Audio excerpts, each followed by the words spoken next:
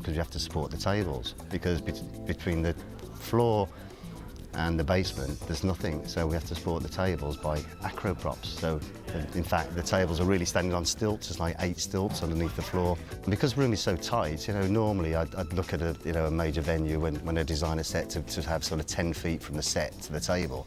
Well, the Crucible, it's 5'4", you know, a Crucible for 10. So it's very tight, so everything has to be spot on. And it works really well.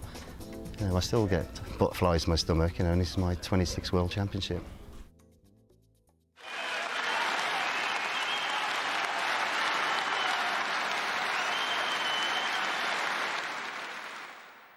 "1981 will be remembered as the start of the Davis era. England's Steve Davis came to the Crucible that year as reigning UK champion. His defeat of Welshman Doug Mountjoy 18-12 in the final served to confirm the start of his domination of the game. He's breathing heavily as he comes down to this final pink. And that's it.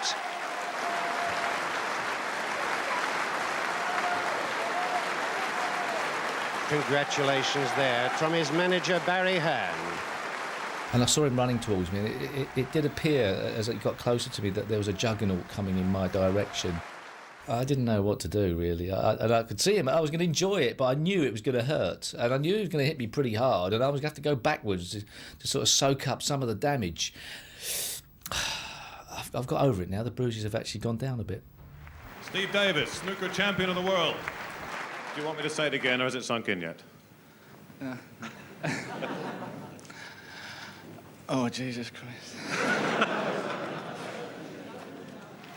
The world snooker champion, 1981, Steve Davis.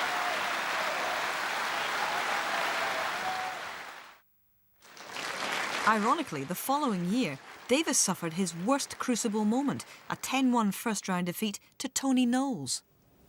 And a little wave of the hand indicates that the Embassy World Champion has been defeated by Tony Knowles. Results like these were to become known as the Crucible Curse. No first-time champion has managed successfully to defend his title the following year.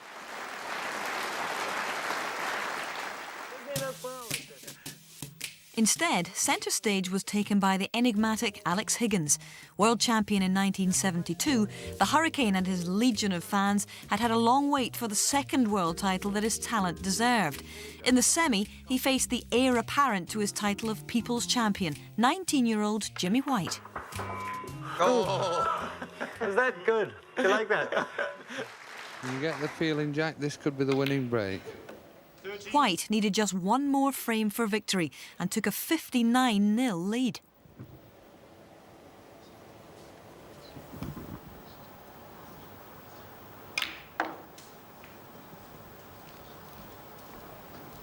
And that really is a delightful shot to get around the angles, getting on the right side of all the reds.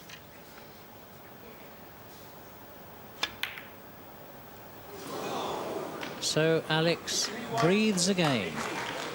59 points in front now. And still enough points on the table for Alex if he can just take his opportunity. He was a hero in Ireland, and just that's what sort of inspired me. Oh, wonderful. That is really, truly wonderful. The Crucible's first 147. 15 minutes and 20 seconds of history. Just look at the pictures. But for Thorburn, the joy was short-lived. My friend Terry Haddock came over from Canada. He ran the Canadian Open for 7 or 8 years.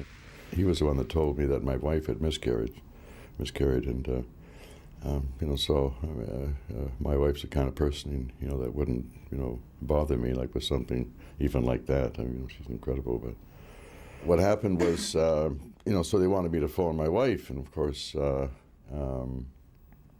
like Terry said something about this, and I wasn't quite sure. So it was I phoned my wife, to tell her what I'd just done, and she started crying, and and said that she was sorry that she lost the baby. And I said, well, I wanted to, come home. She said, no, stay there. Cliff did stay, and made the final. But, exhausted and drained, he was unable to stop Davis from claiming the second of his titles. And Cliff Thorburn looks at the table. A very tired Canadian champion retires to his seat in the background there.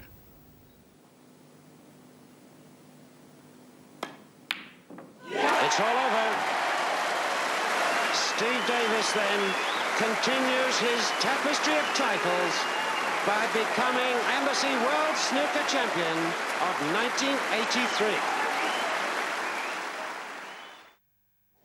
Despite a spirited Jimmy White comeback in the final, it was Davis's title again the following year. Jimmy sees the championship now drifting away from him.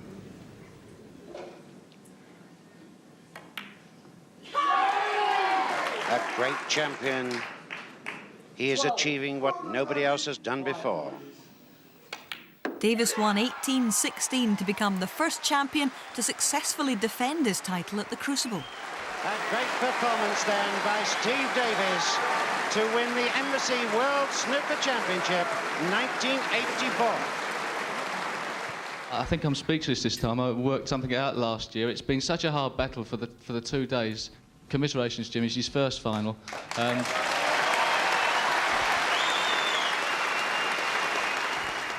I just hope he doesn't get any older, that's all.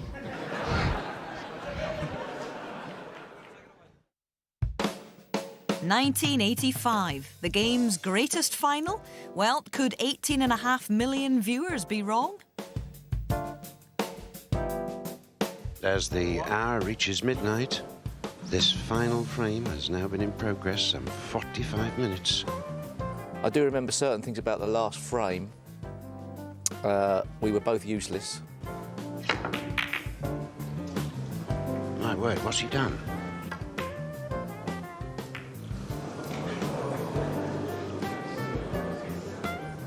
Oh. And he's missed it.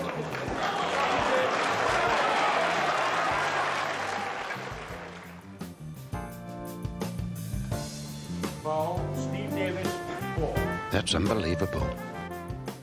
But I remember the great Cliff Wilson, who's sadly no longer with us, a great potter from South Wales. And he said he'd never seen safety like it, where we kept flicking balls along the cushion and coming back down the table. So although we missed all sorts of chances, there was some good safety in it.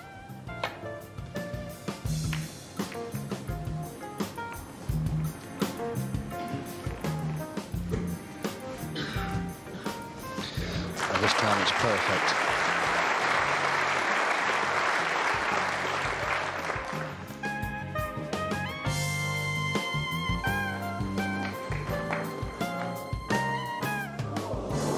Said and done, this safety tactics is probably one of the highest standards that I've ever seen.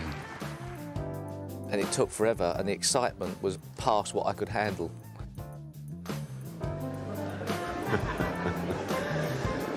Both players under a great strain. And just the last 4 balls, I'll never forget those, because the brown was probably one of the best shots I ever potted under pressure.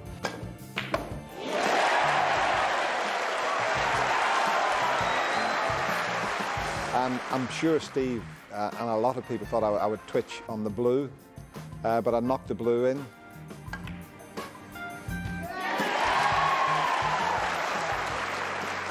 And a fairly difficult pink at that stage.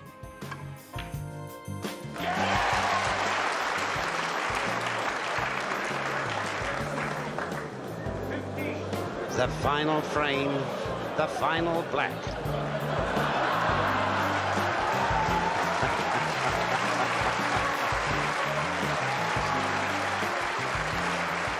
Three balls I didn't think he'd pot, which completely crumbled me, and now it got down to the black.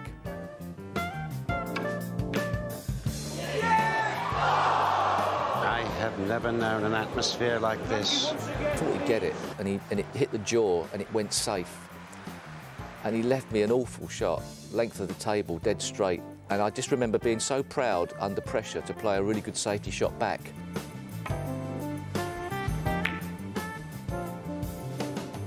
A good one. Under pressure, he doubled the black from one end of the table to the other.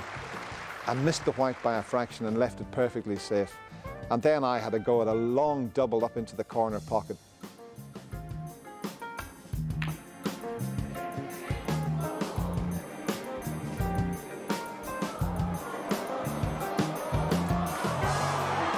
He played a long double and it went safe again, and I just thought, oh, not again. Now got to play another safety shot.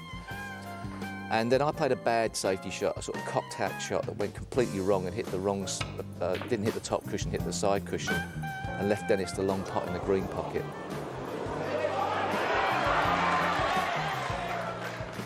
And I remember thinking to myself, right, this is probably the last chance you'll have to lift the Embassy World Championship. Keep your head still, you know, push the cue in and out 4 or 5 times, push it through in a straight line, and you're world champion. And it was probably the biggest twitch ever seen. It wasn't the greatest attempt in the world because his elbow knocked out somebody in the front row. And I remember pushing my glasses, going back in the seat and pushing my glasses up like that. And Steve then walked to the table, and I think everyone in the Crucible, everyone that was watching, 18.5 million, thought that Steve was going to pop the black. No. I just bottled it. You know, I just overcut it by miles. It never even wobbled in the jaws. And I remember looking up to my friends who were in the balcony and put my finger up something like that. And I just looked at them and I'd blown it. And walked back to my seat with resignation, really. And Dennis had to pot the black. I know he could have missed it, but he was never going to miss it. Just let the butt of the cue rest on my 4 fingers, and I took ages, or it seemed like ages on the shot, and I just really let go of the cue. He's done it. Dennis Taylor, for the first time, becomes Embassy World Snooker Champion 1985. There really wasn't a loser that night. I know Steve was devastated afterwards, but there wasn't a loser. I think snooker was the winner, and to have been involved with it in a final like that, that's still remembered to this day, it was just fantastic. After 17 days of play, the emotional release, doesn't matter if you've won or lost, is you know, at the post-match party, you just let your hair down and just go for it and have a few drinks and forget about it. But obviously it was difficult to forget, but I still got drunk and had a laugh. And I was with my manager, Barry Hearn, and his wife, and the 3 of us were so drunk, and all of a sudden, Barry said to me, well, look, it doesn't, he said, I'll tell you something. And it was as if he was going to say something really serious and really sort of profound. And Susan was there as well. We both sort of leaned in to see what he was going to say. And he headbutted Susan for fun, basically. He just went bosh like that, and she went, ow! And I just laughed my head off at that. I thought it was the funniest thing at the time because I was that drunk. And just at that point, there was a guy from the Daily Mirror came along to ask me a question. And as he walked in to the conversation, he was like, Steve, you know, how do you feel now? You've had a couple of hours to relax. And I looked at Barry and I said, shall I? And he went, yeah, go on. So I headbutted him. And obviously he wasn't party to the fun we were having because he thought he took offence and took his glasses off and was about to job me. But fortunately Barry was there to sort of calm him down a bit. It was quite a funny moment, really. We started headbutting everybody. It's funny what you do afterwards, isn't it? People always say, what time did you get to bed? There was a party back at the hotel. It was just pandemonium, and well, everyone wanted to chat to me, and I'd had a good few drinks afterwards, and I remember sleeping for about an hour and a half, 2 hours, and then heading back home.